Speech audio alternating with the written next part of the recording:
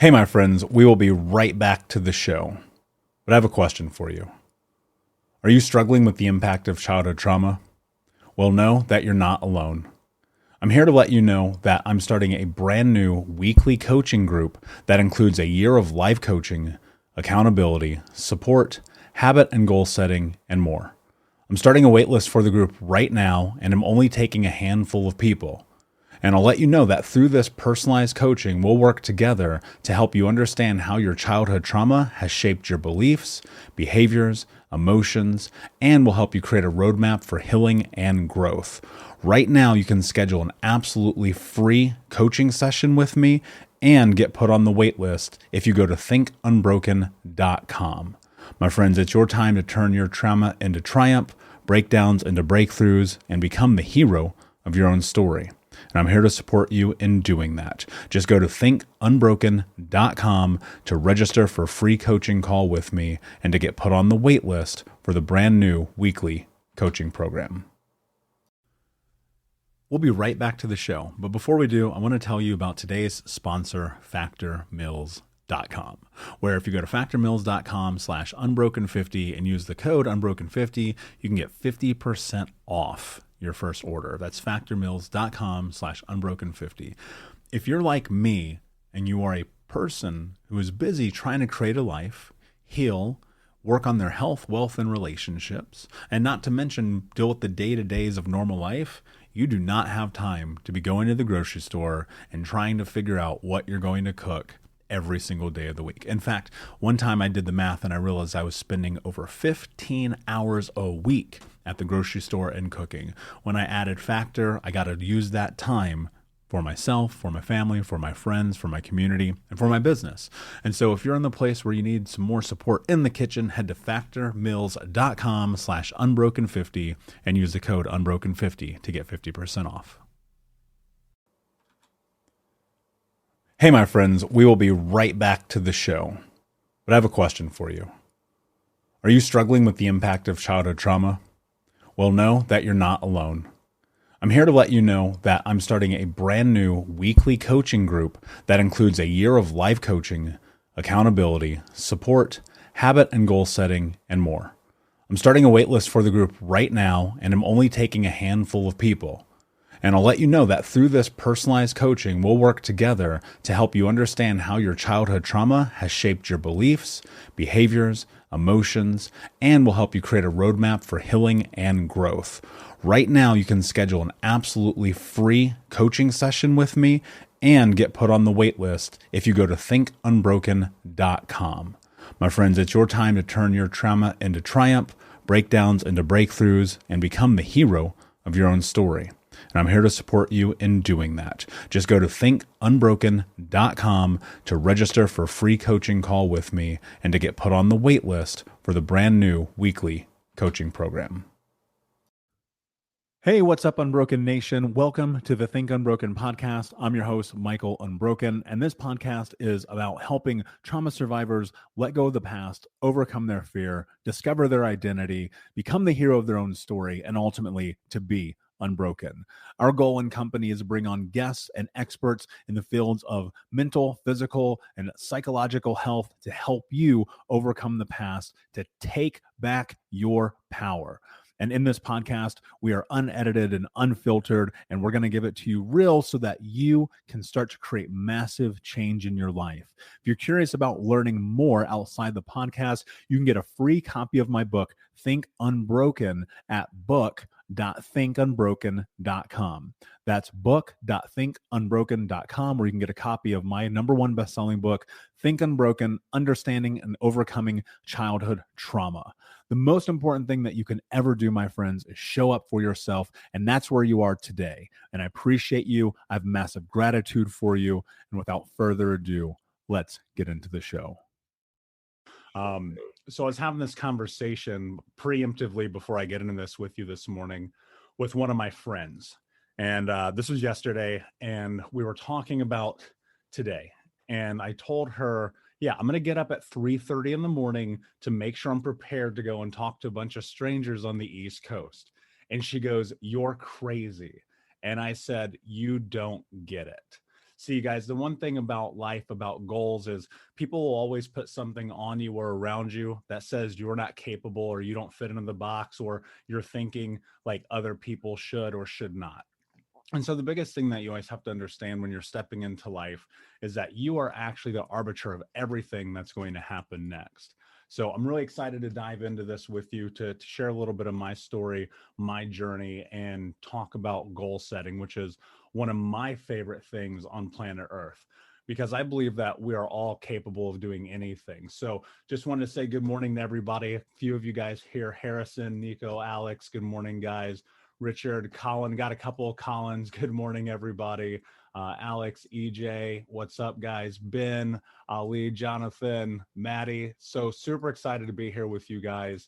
I'm such a firm believer that if you want to create change in your life, you have to create change in your life. Everybody is always waiting for the Disney moment or the magic pill. And as I'm sure you guys understand, like that's just not going to happen. So you have to step into life and make it happen for you. So I won't go too deep into my story this morning, but I'm going to give you a little bit of background because I think it's really important that we create context. And when we get to the end of this, there'll be space for you guys to ask any questions that you have for me. So first and foremost, I always like to talk about what is expected today. And the number one thing that I want you guys to take away from today, if you take anything away, is that you have to commit.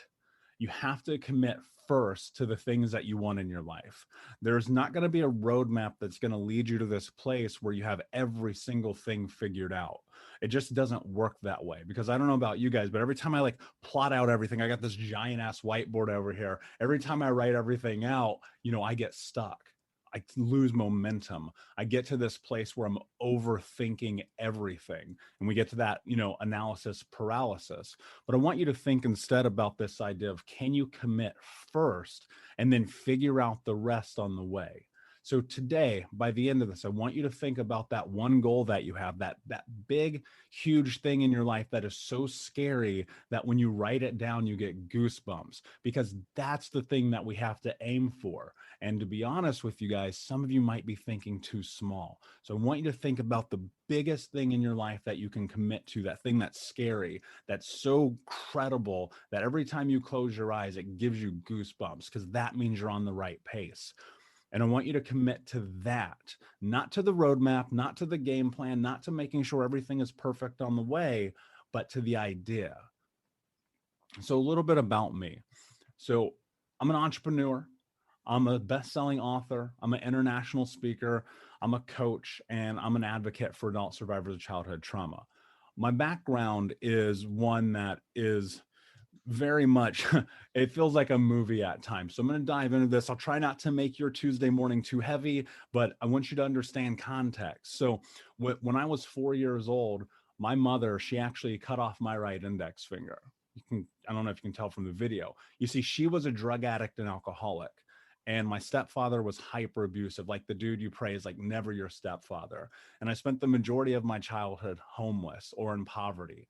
And I remember one time the water company, they came and they actually turned our water off. Like that's how poor we were, guys. I grew up in America and we were so poor, they turned our water off. And I got high for the first time when I was 12 years old, drunk at 13, and by 15 I was expelled from school. I was stealing cars, breaking into houses, running with guns, and hurting people. And I was trying to figure out, like, what is the solution for poverty? What is the solution for abuse? What is the solution for all of the chaos happening in my life? And when I finally graduated high school late, they literally handed me my diploma and they were like, you just got to get the hell out of here. And so here I am, I'm 18, 19 years old, trying to figure out like what's next in life. And I knew that I wanted to create a pathway to success that meant doing it legally. This was super important because my childhood best friends were getting arrested. My uncle was in prison for life. Most of my family has been in jail. I've been in handcuffs multiple times, but somehow through the grace of God, spirit, universe, whatever you call it, I never got put in. And then I was sitting and I was thinking about the fact that my 3 childhood best friends had been murdered. And I knew that if I didn't create massive change in my life, I was going to be dead or in jail. And so at 19 years old, I made a decision that I'm going to go and get a job working in corporate America, making six figures by the time that I was 21. Well, lo and behold, by the time that I was 21, I landed a job with a Fortune 10 company making six figures. This is with a high school diploma that was handed to me and no college degree. See, I committed to the idea first, and I figured out the rest of the way on the way. Well, you would think that that'd be awesome, like goal achieved, but that just made my life worse. I ended up being 350 pounds, smoking 2 packs of cigarettes a day, and drinking myself to sleep. Because you see, the solution for poverty, the solution for not hitting your goals, the solution for coming from a place of being homeless isn't money. Money doesn't actually solve anything. And in fact, you always hear that old adage, like money brings out the worst in people. And that certainly did it for me until I had this moment where I looked at myself in the mirror and I said, Michael, what are you willing to do to have the life that you want to have? Because you see, I was living life how other people said I was going to live. You're not good enough. You're not smart enough. You're not capable enough. And we all have heard those stories. We've all heard those words from people in our lives who compare us to what they are not capable of. And when I understood that, and when I changed the thought process and the narrative that I had about what I was capable of doing, my life really exploded. And that's why 12 years later, I'm sitting here talking to you guys at 4:21 in the morning, trying to figure out how we create massive change in our life to reach our goals and ultimately become the hero of our own story. Now, a little bit of quick background on my work life. This is a shit ton to read. I don't expect you to read it all, but I started my first real job at 8 years old selling Boy Scout popcorn door to door, where you could go and knock on doors when you were a little kid. Those were the first times I was really hitting goals, because they'd be like, oh, you guys want to go camping? Well, guess what? You got to go and sell this much stuff. And so there's always like an objective, right? It's really interesting to be a Boy Scout in the hood. And by the time I was 10, I was literally stealing candy to survive. Like, I was going to the corner store around the corner. There's a place called Big Lots. I don't know if they have them on the East Coast, but they have them in the Midwest. And I would steal candy and I'd go sell it in the neighborhood and at school. And we're talking about 100% profit margins, guys. I know you guys are in business. This is really important. And I knew, like, in my teens, selling drugs wasn't going to get me there. And so at 19, I got a real job working for Wendy's. I was in a leadership role as what I would consider to be a baby with 52 people under me, which is crazy. I was thinking this whole time at 19, I'm like, okay, if I get this job at Wendy's, I can lead people. I can go get a job in corporate America, and I can go and make six figures, right? That was kind of the general idea that I had. Next thing you know, I work at this job making this company, they're a Fortune 10 company, over $25 million. The commissions I made were unbelievable. But as I talked about, like, that money didn't change my life. And I started my own side business, started two of them simultaneously, and drove them to six figures each within a year and a half. And then by the time that I was basically 29, I just had a breakdown. I was like, oh, what is happening in my life? It's chaos. And so I had to pause, remove myself, and think about what was next in my life, what was important. And I got really deep into the personal development work, into therapy, into writing down my goals, into creating the life that I wanted, but instead on my terms. And my goal wasn't money. My goal wasn't finances. My goal wasn't like fancy cars and nice clothes. I have those things. Instead, I started thinking about impact. And this is a word that I want you guys to think about as you move forward and you think about committing to these huge goals in your life. What is the impact that you want to have? Because I believe entirely you can always make money. You can go right now and buy a hot dog cart and flip that and make money immediately. You could do that today. But can you make impact today? Can you create to doing something so huge that it leaves a legacy? And think about this. People misconstrue this idea that you can have impact and money. You have to have them simultaneously. There is nothing wrong with making money and impact together. It's so short-sighted to believe that you can't do both. And to be fair, like, I love the idea of $50 donations, and that matters, but aren't $50 million donations more impactful? When you put yourself in a position to think about impact at scale, you can do anything. And so at 32, I started thinking broken. And this thing started just as me sitting in my living room going up, I have an idea. How can I disrupt the conversation around mental health? How do I disrupt the conversation in personal development? How do I disrupt this idea that people are broken? And for years, I sat in the small 1-bedroom apartment that I had in a corner of the room, just writing blogs, creating content, not knowing what was next. The only thing that I knew is I wanted to create massive impact. And I knew that in order to do that, I had to start somewhere. I didn't have the roadmap. I didn't have the game plan. I never intended on being a coach. I never intended on being a bestseller author or award-winning speaker or traveling the world or speaking in over 80 countries. I only knew one thing. I want to create impact. And so the thing I want you guys to take away right now is shutting out the haters. There are people in your life right now who are holding you back right now. And that's the hardest part about life, because we want to create connection with people. We want to come together with people. We want to have community with people. We're a communal species. We want to be a part of something. Think about this. It's Tuesday morning. You guys are together in community, trying to create something amazing. And you're going to walk away from this today, and there's going to be somebody in the wings of your life going, who do you think you are? Who do you think you are to try to create change in your life, to be rich, to be famous, to create impact, to have a 6-bedroom house or a Maserati or whatever the hell it is that you want to have? The truth about life is you have the ability and the capability to do anything that you want. But every time that you let those people seep into you with what they are limited by, their beliefs, what they don't believe is capable, you're taking that with you. You hear this all the time, like we're the sum total of the 5 people we spend the most time with. That's so incredibly true, because every single day we're taking bits and pieces of information from those people. And the truth is, guys, and this is going to be a hard truth to hear, for some of you, it's your husband or your girlfriend or your brother or your sister or a coworker. It might be your boss. Hell, it might be you. You have to understand something. You can't let people dictate what's next in your life, because if you do, you'll never reach your goals. Why? Because people are terrified of the idea that they could reach their potential. So the question that you have to ask yourself is, are you going to let people get in your way? And look, there's going to be haters along the way. And they always say, if you don't have haters, you're not doing something right. To an extent, I believe that. But some people are afraid to take the first step because of the fear of judgment, the fear of shame, the fear of guilt. And it's understandable. This stuff has been ingrained and embedded in us since we were kids. Think about it. Your teacher, when you were like 4 years old, told you don't color the moon purple and don't make the house green. And you started thinking limited. Go, oh, okay, yeah, I guess I got to live inside their box.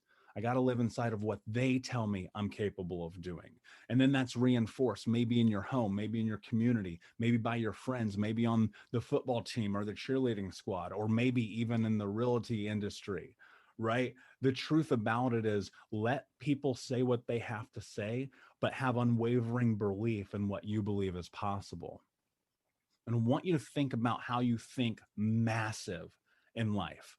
When I'm talking about massive, like your goals, even though it's 3:30 and 4:30 in the morning over here, I sat down, I wrote down my goals. I don't know if you guys will be able to see this, but this morning I wrote down, I will help 250 million people before the day I die. My goal at the end of the day is to end generational trauma in our lifetime and to empower people to be the hero of their own story. When I started this, though, the goal was, can I write a blog? Can I help 25 people? Can I help 250 people? Can I write a book? Can I start a podcast? And all of these little small incremental things. And then I started thinking about, well, if I can help 25 people, why can't I help 250 million? And why can't I create impact at a way that creates a scale of change that ends something that impacts the world of so many people around the planet? And when I started thinking massive, I shifted my focus. That's the same way I worked for some major Fortune 500 brands like Coca-Cola, United Healthcare, and an unbelievable number of small businesses in branding and marketing and social strategy. Because I just started with the idea that I could. And I kept thinking bigger and bigger and bigger. Even right now, your goal might be too small.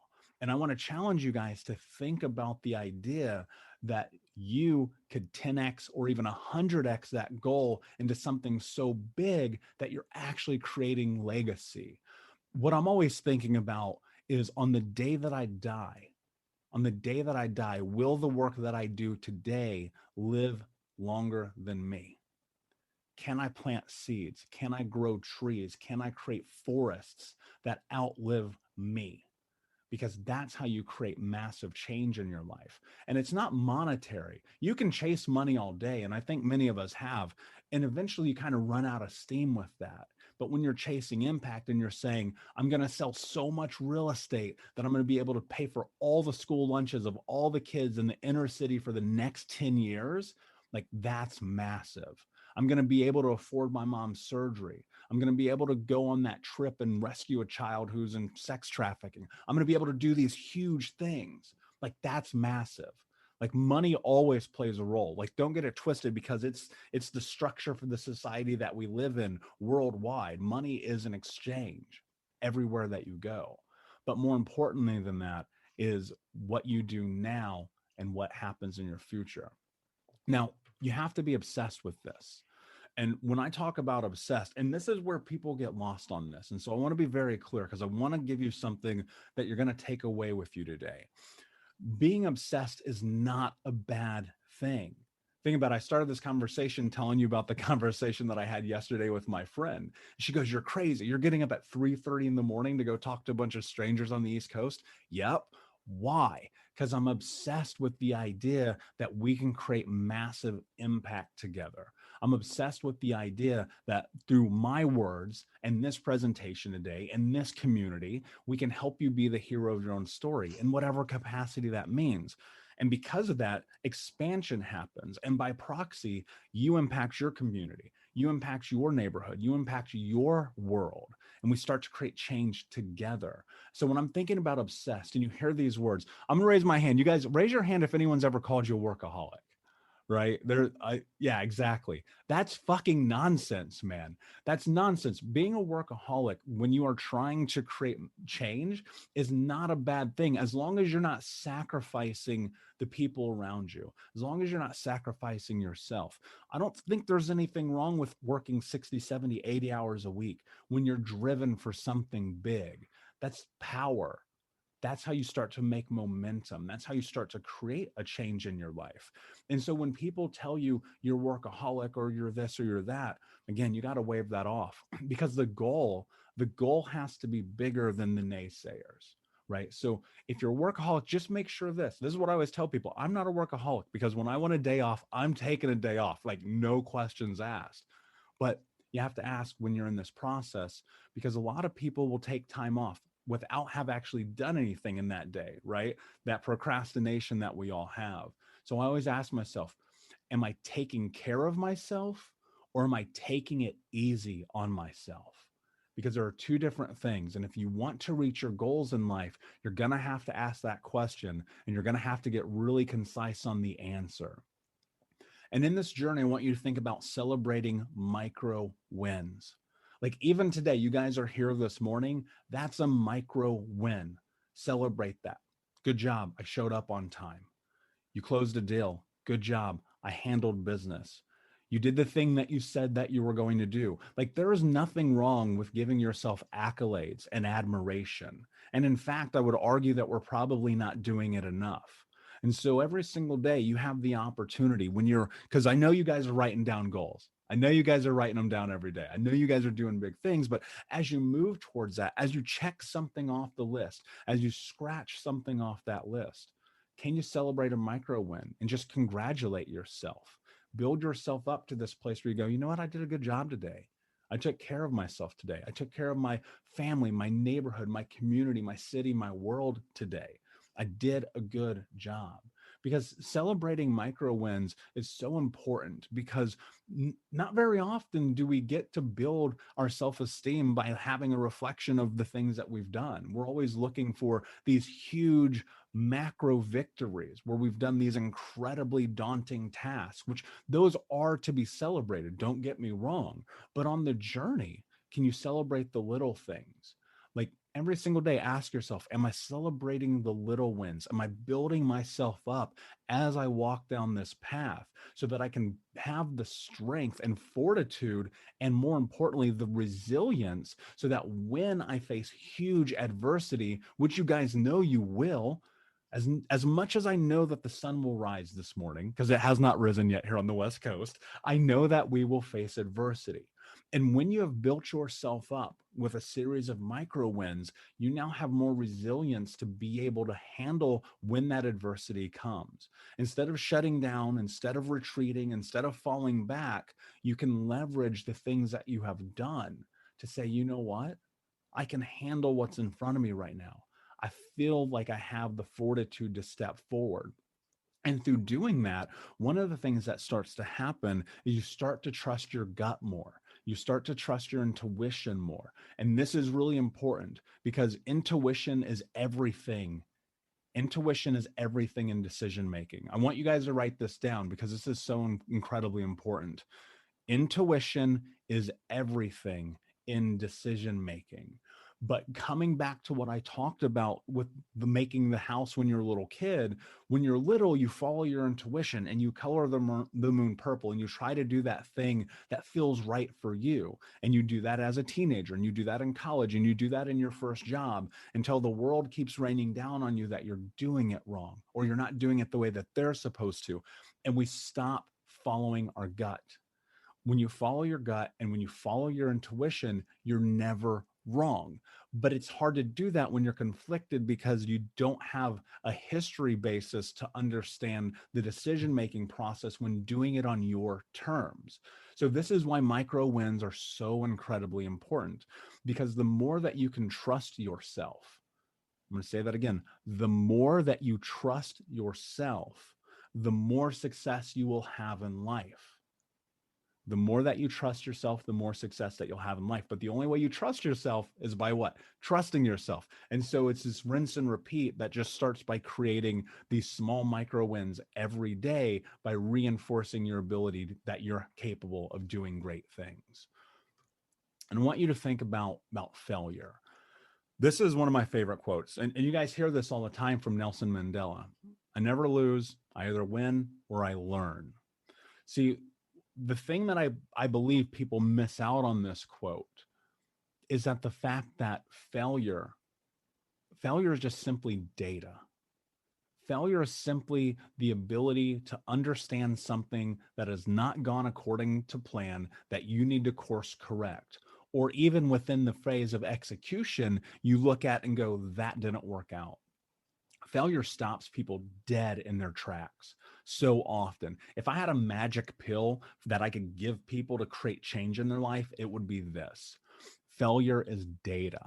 Can you look at what has happened in the course of the process to identify what didn't land right? And then take that information, course correct, and keep going. The problem is most people, when they get that information, they don't course correct, and instead they just stop and they go, it didn't work. Guys, the truth is the plans that you have, the life you want to create, the businesses you want to grow, the deals you want to close, the communities you want to build, the networking you want to have, all the things are always going to take longer to do than you think. And failure is so important here when you understand that it's a data point, because it may be the 37th thing that you try that becomes the solution. How many of you have ever had to try something more than once to make it work, right? Everybody. Here's what you have to think about, guys. Leverage that understanding. The first time you rode a bike, you had assistance, you had training wheels or somebody holding the seat. But the next time you got on without the training wheels and nobody helping you, you probably fell down. I'm going to guess you probably did. Most of us did. And if you didn't, that's amazing. We'll be right back, but I wanted to take a quick moment to tell you about the Think Unbroken 6-week trauma healing coaching program. If you go to coaching.thinkunbroken.com, that's coaching.thinkunbroken.com, you can sign up for the 6-week daily Think Unbroken Trauma Healing Coaching Program. In this program, we're going to go over the 6 principles of healing trauma, adaptation, understanding the impacts of trauma, how to become the hero of your own story, what to do next, and ultimately what it means to be unbroken. For more information about this 6-week coaching program, which you can download as an app on your phone and take with you everywhere, no matter where you are in the world, it's interactive. It's built about giving you practical tools that you can use in real time. And if you're ready for what's next in your life, go to coaching.thinkunbroken.com. Again, that's coaching.thinkunbroken.com. Now let's get back to the show. But in that falling down, the thing that you learned was, oh, okay, actually, I have to pedal a little bit faster. Because if I don't, then I'm going to tip over because I don't have enough momentum moving forward to carry the weight of me and the bike. And so you fall down 3 or 4 times. And then 20 years later, it's like riding a bike, as the old adage goes, you get on and you just keep going forward because now you have the data to help you understand how to manipulate the problem. Right? The problem is I'm going to fall off the damn bike if I don't go fast enough. You've done it enough now that you know how to ride the bike. And so what I want you to think about is leveraging points of data that we also call failure to use those as the pathway to create what's next. Because it may be that 37th thing that you need to try, but you stopped at 36. When you're obsessed with your massive goal, you're not going to stop. When you're obsessed with trying to create the life that you want to have, you're not going to stop. You guys are in this room right now because you've already decided, I'm not going to stop. I'm going to do what it takes to create the life that I want to have. And so because of that, when you hit a break point, which you will, and failure happens, don't let it stop you, but instead step back from it, assess it, look at it for opportunity, right? Look at failure for opportunity. Look at the data as a chance to understand something and then keep moving forward. And as you're moving forward, I want you to think about this idea of momentum, because momentum is everything in business. Momentum is everything in life. You have to have the ability to get the ball rolling. And then once it's rolling, to keep it rolling. And creating momentum is about the force that you're putting into the world. Now, this doesn't mean you have to go and work nonstop and not take breaks and not take care of yourself. No, but this leverages this idea of the micro wins, because those micro wins, they start to create momentum, and failure will actually stop you dead in your tracks, right? And so if we understand that no matter what, we keep going forward, we create momentum, that's how we start to hit our goals. Because see, people think that hitting a goal is about hitting that target and then going, I did it next. But there's always a lead up. There's always things that you have to do along the road. Like, think about it, even being in this room, I had to set the alarm. I had to get up, had to get dressed, had to brush my teeth, had to have coffee, had to turn on the lights, had to sit down in front of the camera, had to turn on the camera, had to blah, blah, blah, all the things. All the things led to this moment. And so there's certain things along that way that will get in your way. So keeping momentum, continuing to go forward is how you start to create massive change. And I think about life like this. Everything starts with what we think, because what we think becomes what we speak. What we speak becomes our actions, and our actions become our reality. And I think about this entire process of everything that we do the same way I think about a pendulum or a swing set, right? And so up here, we kind of start with thought. This is where we are. We're contemplating, or we're pre-contemplating what we're capable of doing. And we think about it long enough, because think about this. So often we don't make immediate decisions. We sit and think about things for a while. We let them ruminate so we can wrap our head around it. But what I'm always thinking about is, how do we trade thought into action immediately?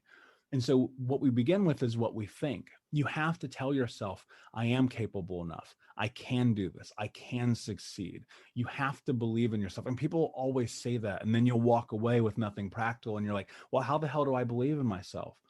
You go and look in the mirror and you tell yourself, I am strong enough. I am capable enough. I do love myself.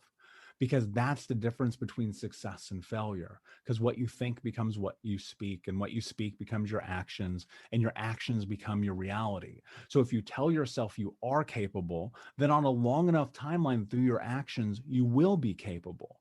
So you start here at thought, and then thought turns into action, and then action turns into self-actualization or reality. right? How many times have you done something in your life that's huge? You're like, holy shit, I can't believe that I just did that. But it started with this thought, and then it transformed into action, and then it came to pass. And sometimes it takes months, and sometimes it takes years to make that happen. And then I think about this idea right after momentum, about when you're in scale, when you're growing, when this pendulum is swinging and you kind of get to the apex here on this side of self-actualization or reality. Suddenly you're looking at your life and your life is like amazing. You're like, oh, wow, I started doing all the things. It's really starting to work out, but I still feel like there's more. What I think about is creating centrifugal force. And what that means is putting enough momentum behind all the things that are happening in our lives that we go from this place over here of self-actualization or reality to go all the way back over to thought. But now the thought is bigger. Now the thought is more grand. Now the thought is scary, right? Because we're reinforcing the ability that we have to create these things by going through effectively this loop time and time and time again, where every single day I'm thinking about is going through this loop with centrifugal force. Because if I can take a thought, put action behind it, and make it come my life, then I can keep doing that again and again and again, but it gets bigger and bigger and bigger and bigger every single time that we do it. And the way that it gets bigger is by reinforcing everything that we're talking about, being obsessed, celebrating the micro wins, looking at failure as data, and creating momentum. Because what I'm always thinking about is, and this is kind of my nerdy side, but I'm always thinking about escape velocity. If I were on a spaceship, how much speed would I have to exit the atmosphere to go to another planet? And that's what I want you guys to think about.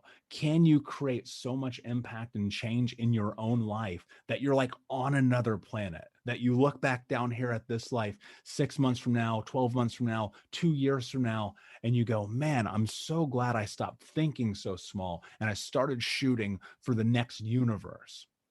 And in that, the biggest thing is thinking about mindset. People talk about mindset all day long. They talk about the habits, they talk about controlling your schedule, they talk about data and becoming a learner. And I talk about that stuff too. Why? Because it matters. And I believe that mindset is 99% of business. Like, I think mindset is everything. When I work with Fortune 500 companies, when I work with entrepreneurs, when I work with small business owners, the first thing that I always ask them is, how do you feel about yourself? How do you feel about yourself? Because this thing that exists within us about limiting self-beliefs, about this shadow side of ourself that doesn't want us to succeed, about all the things in our life that want to pull us back, that's a part of us. And people want to hide from it. People want to run from it. People want to stuff that part of them down and make it go away. But guys, you know it's not going to go away. It's still going to be there. And it's going to creak its little head right at the worst time. This happens every single time. And so I argue, instead of trying to make it go away, can we have a conversation with that voice? Can we build ourselves back up? Because the truth is, a very similar, a singular situation that happened to you when you were 12 or 14 or 20 could be the thing holding you back. Because someone told you you're not capable of making the big play, or you're not going to close the deal, or that one mistake. Guys, let go. Let go of that one mistake that you've been carrying for the last 25 years. Let go of that shit that's blocking you, because it's not serving you. What I always ask myself when it comes to the words in my head is, what is serving me? What is really bringing power to my life today? Life is very binary, meaning yes or no. Life is very binary.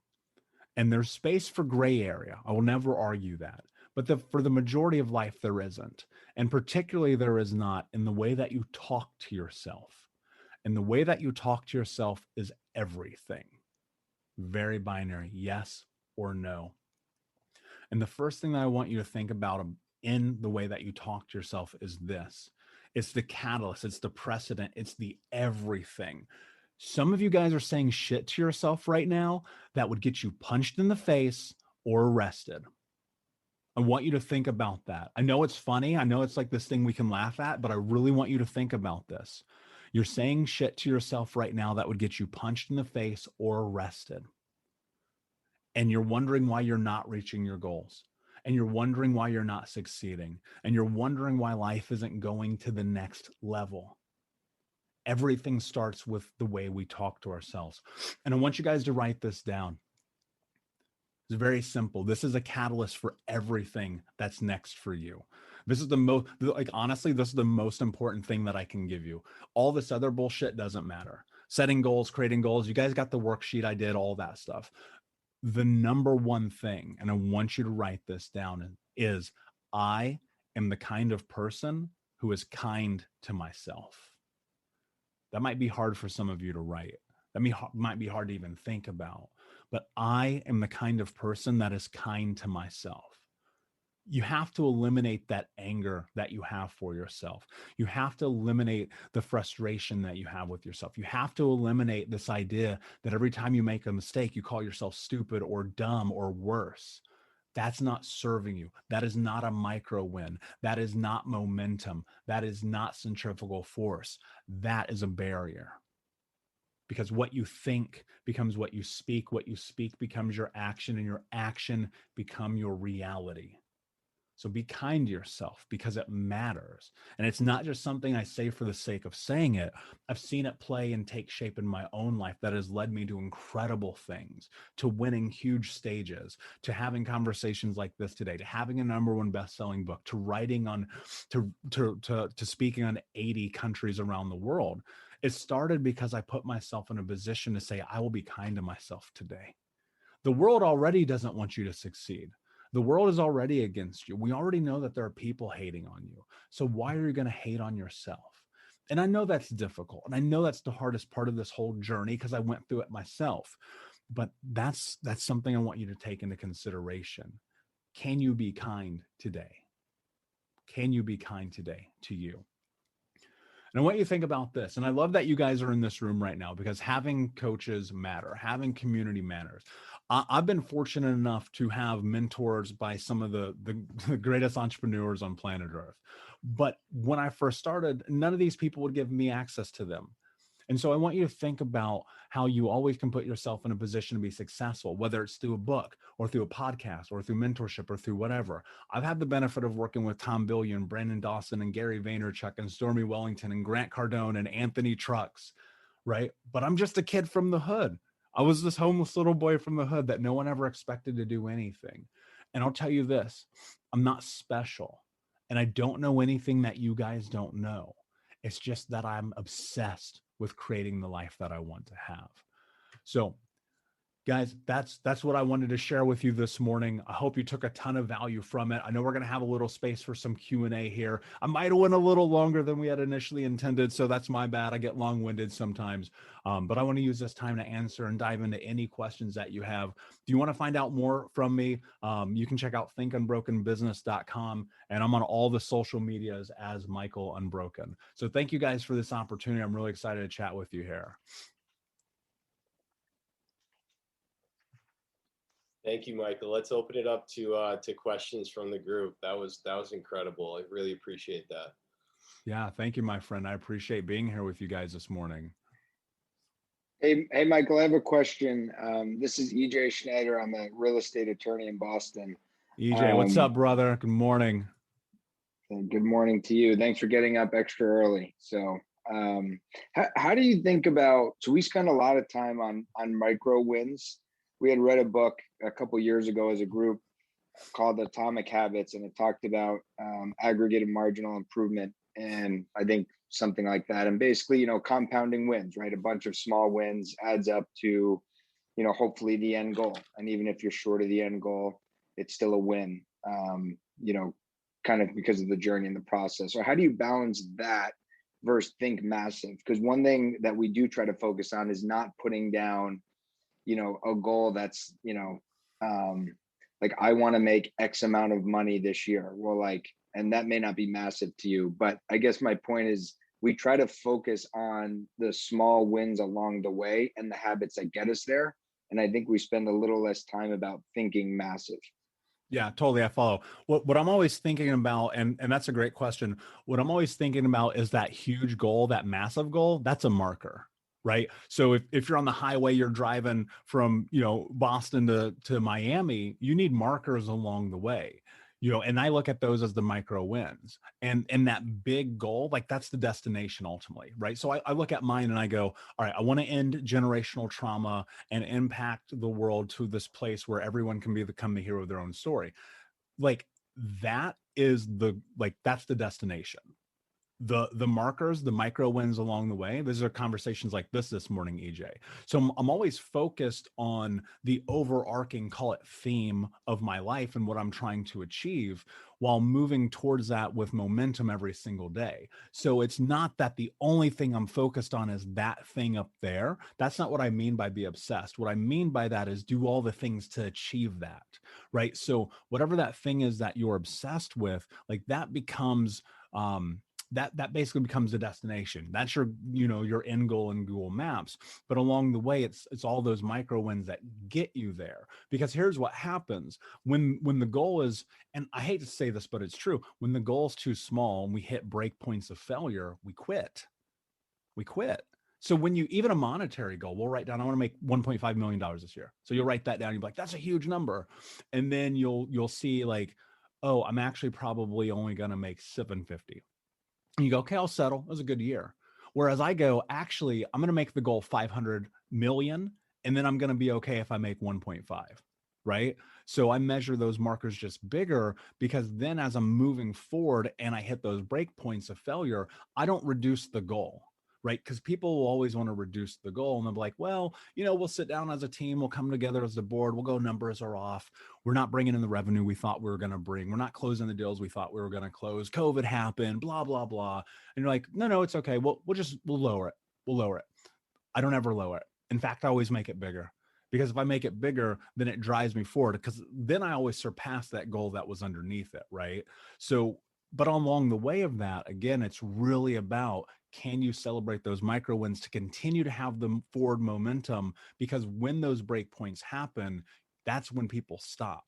And that's what I think gets lost in this conversation about goals so often. That's why I start talking with it about being obsessed, because I don't want you to stop. I don't want you to stop till you hit the marker. And in fact, that marker is probably too damn small, so it might need to be bigger. Does that help? Does that make sense? Yes. Thank you. Yeah, for sure. It's a great question. I've got a question, Michael. So Yeah, I want to just go back to, sort of when you were in high school or a teenager, and, you were surrounded by, a lot of adversity. And, I believe that, true behavior change is identity change, and, how you feel about yourself. And you mentioned that, about looking in the mirror and the words that you say to yourself, how as a teenager, surrounded by all of that adversity, were you able to shift your identity? And like, where did that start, and how did you do that? Yeah, I'm incredibly stubborn. So I think that's actually one of the inherited traits that I have is, uh, while it is a good and a bad thing, it's definitely a good thing now, whereas it used to be a hindrance. It used to be, I looked at it as a character flaw and not something that was an attribute. And when I was a kid, I was just trying to survive. Like, I didn't have my head wrapped around anything other than don't die today, right? And so because of that, I was just trying, we're a communal species. I was just trying to fit into whatever community I needed to fit into for survival. And so whether it was hanging out with the stoners or the athletes and the jocks or the nerdy kids, like I lived a lot of different lives as a teenager because I was just trying to figure it out. But inside of me, there was, for lack of a better term, I had an understanding. I had an understanding with myself that I was supposed to be doing something greater than the pathway that was in front of me. And call that God, spirit, universe. I don't know exactly what it is, but I just started listening to that. I'll tell you a quick story. So my best friend comes over to my house, and we were supposed to go up to the suburbs to buy cocaine because we were going to chop it up and we're going to flip it and make some money. And he comes to my house this night. I'm 17 years old. He knocks on the door, and my gut, my intuition, this thing I was talking to you guys about earlier, said, do not go with him tonight. And you got to think, this is my best friend. We've been doing this. We've done this so many times, man. And I was just like, don't go tonight. And I told him, and he was like, you're letting me down. It was the first time he'd ever said that. We've been best friends since we were 11 years old. And I went back in the house, and he left. And normally we'd see each other that night or the next morning, and I don't. And his mom comes over to my house and she's like, B got arrested last night, coming back from the suburbs with cocaine. And see, what's really phenomenal about that is I was safe because I followed my gut. And what's really bad about that is that he went to jail. And if I would have been in that car because I was of age in Indiana, I would not be talking to you guys right now. There's no way. I would still be in jail. Like, Indiana has one of the hardest minimum mandatory sentences in the country. And so I followed my gut. I followed the intuition, and I was stubborn in that moment. He literally begged me, dude, come on, you got to come with me, blah, blah, blah. And I said, no. My gut told me, do not get in the car that night. And so because of that, because I listened to myself, guys, you got to listen to yourself. Trust that you're making the right choice for yourself, because it's everything. Thank you. Hey, Michael, this is Zach from Providence. How's it going? Zach, what's up, my man? I'm amazing. Excited to be here with you guys today. Awesome. So quick question. I think a lot about when it comes to success, life paths, I think a lot of the nature versus nurture conversation, and a lot of the books that I've been reading. My favorite book so far is Goggins' book, David Goggins' book, which is unbelievable. And it talks a lot about adversity. So my question is, do you think that if you had a different upbringing, that your life would have taken the same path? I don't think about it. And I don't think about it because it's immeasurable, right? And I mean, for the context of this conversation, the answer would be no. And the reason why I believe that it would be no is because, I wouldn't have had to struggle so much. I wouldn't have had to fight so hard. I wouldn't have had to figure out how to survive the streets and cold winter nights with no electricity and stealing food for survival and building this incredible amount of resilience. I think that there's a very high likelihood, had I had a different life, had I had good parents, had I had, social support and structure and went to a good school and all that stuff, I would have went to Duke Law School. I'd be a litigator. I'd drive a $500,000 car, and I'd be, a judge on some bench somewhere. Because when I was a kid, that's what I wanted to do. I was like, I'm going to go to Duke Law School and become a judge. And that might have been what happened. And my life might be mundane and boring, and my life might not be creating impact right now. And I might settle all the time, and I might just be okay with good enough being good enough. And so to be honest with you, I've never actually entertained that question for myself. So no one's ever asked me that question. So I love that you did. And the answer is no. I don't think I would be in this situation or this scenario had I not gone through the adversity. And I don't try to fight it anymore. When I was younger, I'd try to fight it and go, man, I can't believe this happened to me. I blame the world. This is everybody else's fault. And then one day I just sat with it and I go, it doesn't matter. You can't change the past. The only thing you have control of is this moment and what you do and your actions and your intentions. And so, that's kind of the leverage point for how I think about life. I mean, if I sat, and I love your question because I think so many people I love this. So many people sit and they dwell on it. And they go, well, if my mom would have done this, or my dad would have done that, or my teacher would have said this, or the football coach would have put me in the game, I'd have won state coach, right? That whole thing. It doesn't matter. It doesn't matter because we don't get to change the past. We don't have time machines. We can't go back and make things different. Dude, I can't change 5 seconds ago, right? And people are obsessed with what could have been. I'm only obsessed with what can be. So I hope that answers your question. Absolutely. Thanks. Yeah, man, for sure.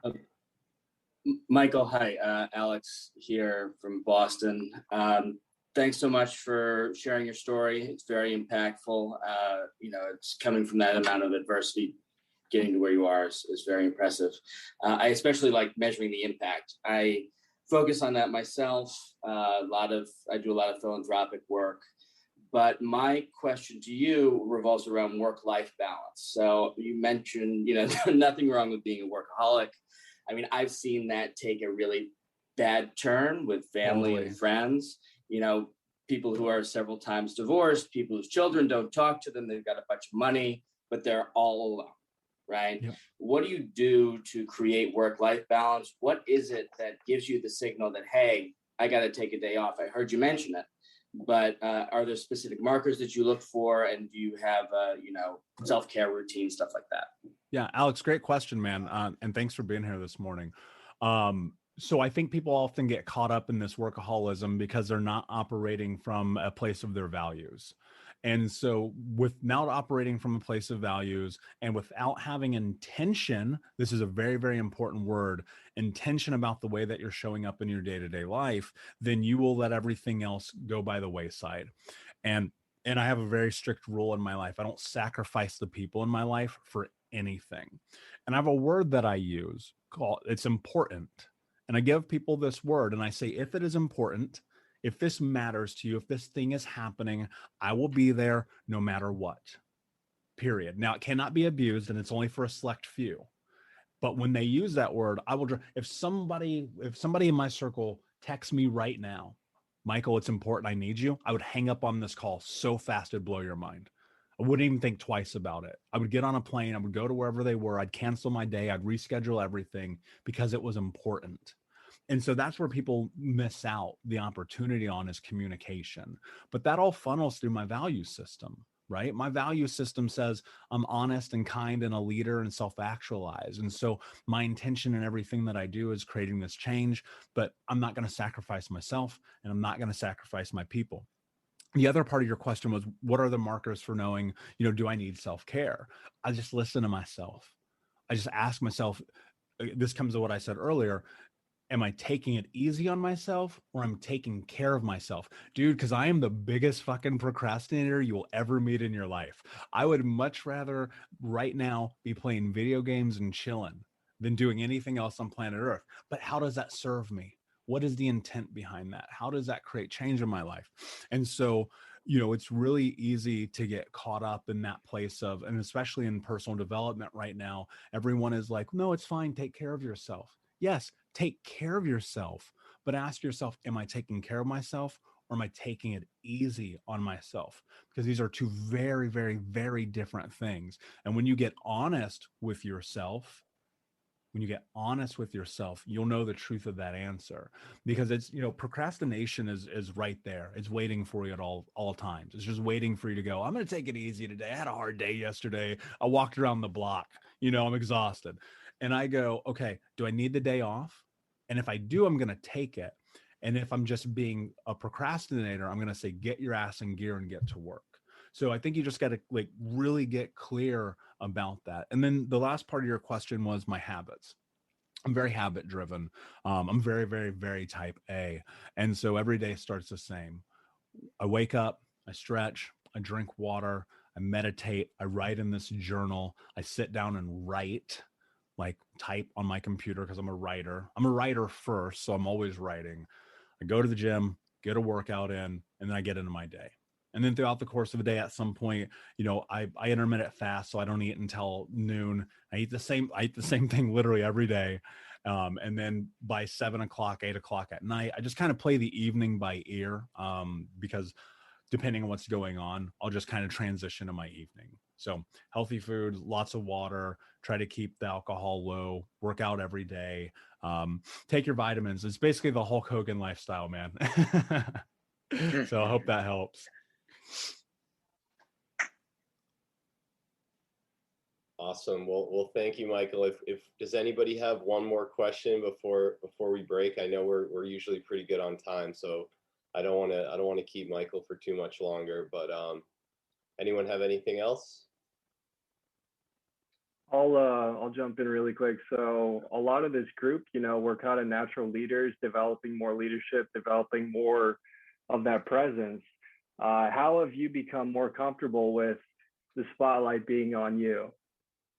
That's a great question, man. I love that. Nobody's actually ever asked me that before, Andrew. So a big part of it came because I was in leadership very young. I mean, having 52 people under me at 18 years old, that's a lot of pressure. And I made every mistake that you could possibly make as a kid being in that position. And then here's the thing that happened along this journey. I've hired and led over 500 people in my various careers. Think Unbroken has a team of 8 people right now. My e-commerce business has 32. My other business has almost 10. Even right now, I still have 50 people under me. And I'm on these stages. I'm talking all the time. I'm on podcasts. I'm doing all these things all the time. The thing that I've discovered that has been the leverage point in my leadership is that this isn't about me. None of this is about Michael. And that's become really practical for me because it forces me to understand that I'm actually only a catalyst in this. I'll give you a perfect example. So in April, Grant Cardone, if you guys are familiar, which I'm sure you are because you're in real estate, Grant Cardone actually invested $10,000 into Think Unbroken.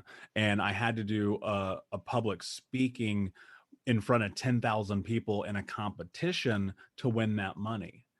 And if I would have made that about Michael, I don't think I would have won. And I'm sorry I'm talking about myself in the third person, but I'm trying to make a point here. When I got on stage, before I walked, before there was 10,000 people and Grant Cardone and Brandon Dawson and Pete Vargas and all these guys in front of me who are heavy hitters, like that moment, like literally created momentum that has changed my life in this incredible way just in 4 months. And as I was getting ready to step on stage, I had to remind myself, this isn't about me. And I said the name Dom, David, Tyler, and Tierra. Those are my siblings. Those are the people who grew up in that house with me. Those are the people that ultimately I do this for. And I thought about all of my clients, and I thought about all the people who have bought my book, and I thought about all the people who listen to the podcast, and I thought about all the people who were to come. And I removed myself from, for lack of a better term, the ego of it all. And I said, this isn't about me. I'm here to be of service. And so when you leverage this idea and understanding, and it's got to be true for you, I'm not telling you to make it up if it doesn't make sense. But when you leverage this understanding that you are simply a catalyst and that as a leader, it is your job to just push things forward, to not take the credit, but to always take the heat, right? Which is a part of leadership. Then stepping out in front in public, I mean, to me, I just go, it's not about me. And so I felt morally obligated. I feel morally obligated to show up, to wear the Think Unbroken t-shirt everywhere, all the time, to the point where people are like, do you own other t-shirts? I'm like, yeah, I got 9 of them, right? And that's because it's about the mission. That's because it's about empowering people to create massive change in their life, because it's about empowering people to end generational trauma. Because my goal is not about me. I could go and make money. I could go work only in the corporate sector and I'd make $500,000 a year working for any company with my experience. But I would much rather make it by living life authentically in a way that is about being of service, by stepping up in front of people and talking about things that people are scared to talk about. Because at the end of the day, if a little kid doesn't have to go through what I went through, it's worth all of it. And so that's what I think about anytime that I step into the arena. It's just not about me, Andrew. Awesome. Well, Michael, thank you so much for coming on this morning. There was so many good nuggets in there, and, we're all, so grateful to have you on. So thanks again. If you guys want to reach out to Michael, what's the best way to do that, Michael? Yeah, you guys can check me out at thinkunbrokenbusiness.com. And then also I'm on Instagram everywhere or all the social media at Michael Unbroken. So, and thank you guys. I appreciate it. Thank you for letting me spend part of your day with you and be a part of your life today. It matters to me. I want to see people be successful. I want to see people win. I want to see people go big so we can create these massive lives. And be unbroken, my friends. I'll see you soon. Unbroken Nation, hope that you just got a tremendous amount of value from today's episode. I want to know what you think. Please do me a favor and review, rate, and share the episode with 3 friends on social media today. It would mean the world if you did, because ultimately at the end of the day, creating community and connection is how we heal generational trauma in the world. And I need your help to do that, Unbroken Nation. So if you're on iTunes or Spotify or wherever you are, please like, comment, share, review. I want to know not only what you like about the show, but how I can make the show better, how I can make this further about helping you on your healing journey. So do me a favor, And when you do, shoot me a screenshot of you making the review to my DM at Michael Unbroken on Instagram so that I can have a conversation with you, say hi, and more importantly, so I can share it with the Unbroken Nation. Thank you so much, my friend. Hey, my friends, we will be right back to the show, but I have a question for you. Are you struggling with the impact of childhood trauma? Well, know that you're not alone. I'm here to let you know that I'm starting a brand new weekly coaching group that includes a year of live coaching, accountability, support, habit and goal setting, and more. I'm starting a waitlist for the group right now, and I'm only taking a handful of people. And I'll let you know that through this personalized coaching, we'll work together to help you understand how your childhood trauma has shaped your beliefs, behaviors, emotions, and will help you create a roadmap for healing and growth. Right now, you can schedule an absolutely free coaching session with me and get put on the wait list if you go to thinkunbroken.com. My friends, it's your time to turn your trauma into triumph, breakdowns into breakthroughs, and become the hero of your own story. And I'm here to support you in doing that. Just go to thinkunbroken.com to register for a free coaching call with me and to get put on the wait list for the brand new weekly coaching program.